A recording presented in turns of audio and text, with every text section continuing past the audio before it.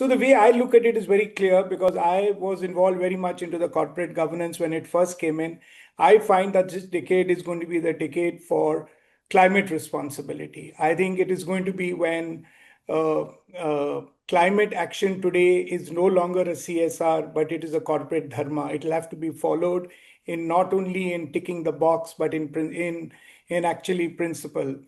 It is about embedding climate risk and opportunity into enterprise strategy. It cannot be a bolt-on strategy. It has to be part of the main strategy. The question that boards must ask is, are we climate ready and not just compliance ready? What boards are doing, are we compliance ready? They need to move from there.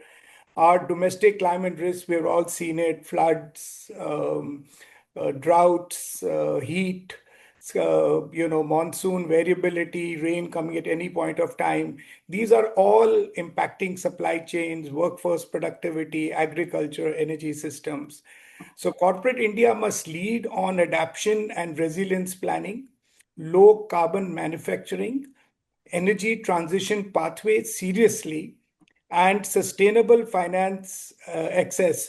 So this big problem in India is sustainable finance. And also what I find some companies are doing, they're just buying carbon credit. They just do what they want and they buy carbon credit and they feel they've ticked the box there. It's not going to work like that.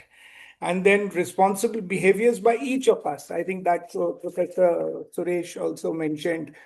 But I think the more important is that climate is shifting the entire cost center to a growth engine. And the biggest example is Unilever, which actually had sustainability and it had growth. So I think it is time that we look at climate change as a growth engine, all the investments that are going to go in, how do we grow better and more efficiently? And many corporates are publishing sustainability reports but in my view, they lack credible decarbonization pathways. The data is not very reliable.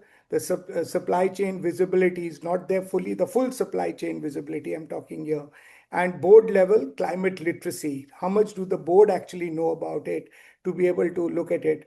So sustainability needs to move from the corp communication desk to the CFO's dashboard, to the boardroom agenda, and the CEO scorecard. So standards, which Santosh spoke about, are just the beginning in my view. It is to create comparability. Regulation creates discipline, but culture actually creates conviction. If you have it embedded in your culture, how are decisions made? How is risk assessed? How our leaders are evaluated? How are supply chains chosen? The future will favor companies that treat climate action as part of their main strategy, and that is where it is going. And I just want to close with a few comments. This decade will be remembered for one of the two things: either the years when climate risk overwhelmed us, or the years when human courage and corporate leadership changed that trajectory.